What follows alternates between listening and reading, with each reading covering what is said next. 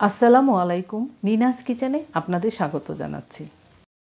মাঝে মাঝে আমাদের ভালো কিছু খেতে ইচ্ছে হয়, সবসময় তো আর বাইরে যেয়ে খাওয়া সম্ভব হয় না। তাই ভাবছি আজ বাসায় তৈরি হোক অন্যরকম বিরিয়ানি। এই বিরিয়ানির মশলার মিশ্রণ হবে আলাদা রকম। হ্যাঁ বন্ধুরা, আজ তৈরি করব খুবই মজার, খুবই টেস্টি অন্যরকম মাটন বিরিয়ানি। এই মাটন বিরিয়ানি আমি আমার মতো করে তৈরি করেছি, যা খেতে হয়েছে সুস্বাদু। তবে বন্ধুরা, সময় লাগে খুব অল্প এবং ঝটপট হয়ে যায়, ঝামেলাও কম। এই বিরিয়ানিতে একটি স্পেশাল মশলাও ব্যবহার হবে। তাই ভাবছি আজ বাসায় তৈরি হোক অন্যরকম বিরিয়ানি। এই বিরিয়ানির মশলার মিশ্রণ হবে আলাদা রকম। গরু, খাসি, মুরগি, যা দিয়ে ইচ্ছে তৈরি করা যাবে বিরিয়ানি। আসুন শুরু করি।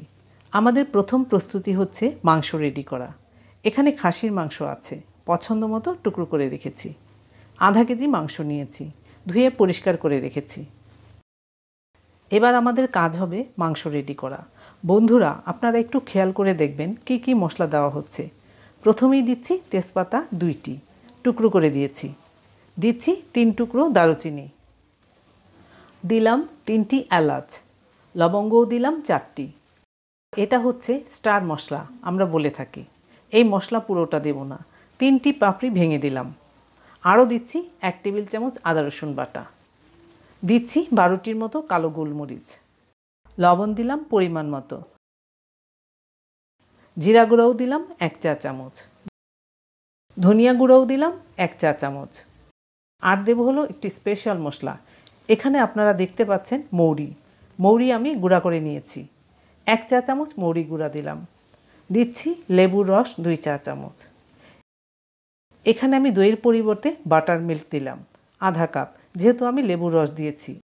এই বাটার মিল্ক আমি কিভাবে তৈরি করেছি পরে জানাচ্ছি। এবার এই মাংস মেখে নিচ্ছি ভালো করে।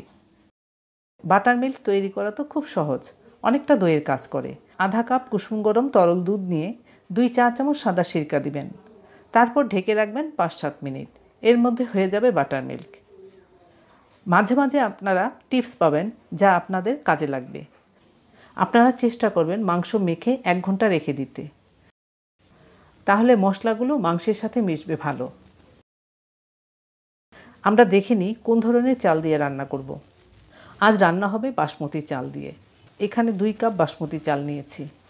চাল ভিজিয়ে দিলাম, তবে চাল আগে ধুয়ে ভিজিয়ে রাখবো 1 থেকে 1.5 ঘন্টার মতো। তাতে করে বাসমতি চাল দেখতে আরও বড় লাগবে। চাল ধোয়া আর দেখালাম না আপনাদের।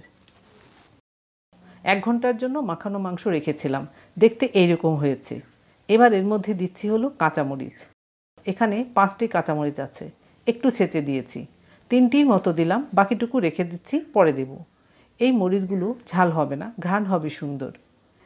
এবার মাংস মাখাগুলো প্রেসার কুকারে রান্না করে নিচ্ছি সময় বাঁচানোর জন্য। মশলা ধুয়ে অল্প করে পানি দিলাম। আপনারা চাইলে প্রেসার কুকারে নাও রান্না করতে পারেন। চুলা ধরিয়ে দিলাম, 15 মিনিট রান্না করে নিলাম। এবার চুলা বন্ধও করে দিলাম। প্রেসার কুকার থেকে বাষ্প বের করে দিচ্ছি। কুকারের ঢাকনাও খুলে দিলাম। সব কিছু মিলিয়ে বেশ সুন্দর ঘ্রাণই পাচ্ছি। এবার দেখি মাংস সেদ্ধ হলো কিনা। মাংস সেদ্ধ হয়েছে।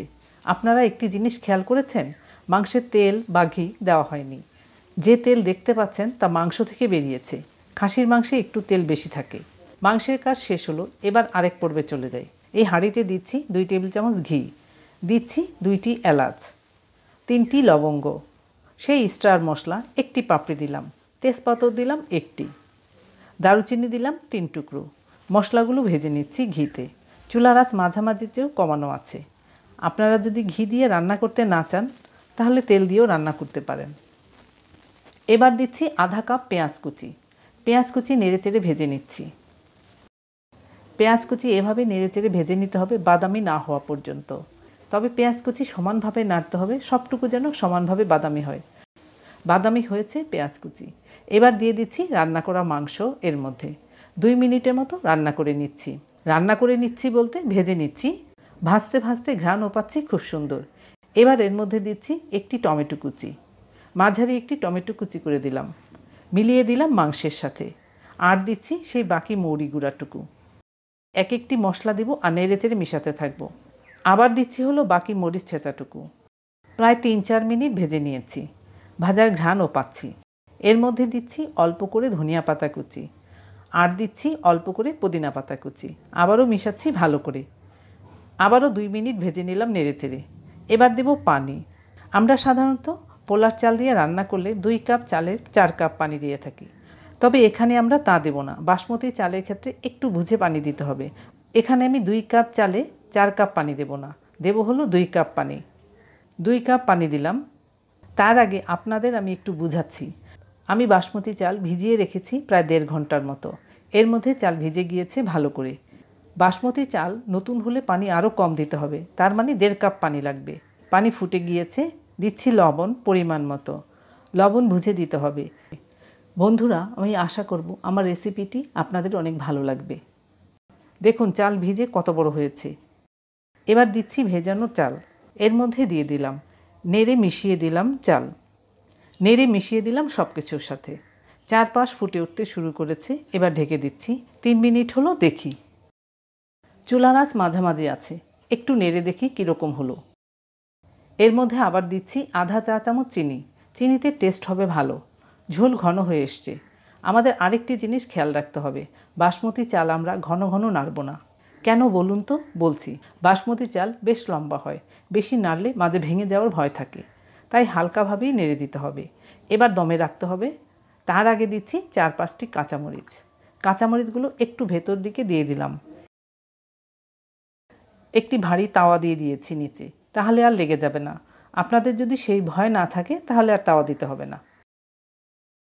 20 মিনিট হলো রেখেছিলাম। এবার দেখি। খুব সুন্দর হয়েছে, যেমন দেখতে, ঘ্রাণও পাচ্ছি আরও সুন্দর। দিচ্ছি আরও আধা চা চামচ ঘি। এখনও ভেজা ভাব আছে। আরও দিচ্ছি ভাজা পেঁয়াজ 1 টেবিল চামচ। চারপাশে ছড়িয়ে দিচ্ছি। আরও 5 মিনিটের জন্য ঢেকে দিলাম। 5 মিনিট হয়ে গিয়েছে। চারপাশে ঘ্রাণে মনে হচ্ছে হয়ে গিয়েছে। দেখুন এইরকম হয়েছে, একটি চালও ভাঙেনি। এবার পরিবেশন করব সুস্বাদু টেস্টি অন্যরকম মাটন বিরিয়ানি, যার টেস্ট ভোলার নয়।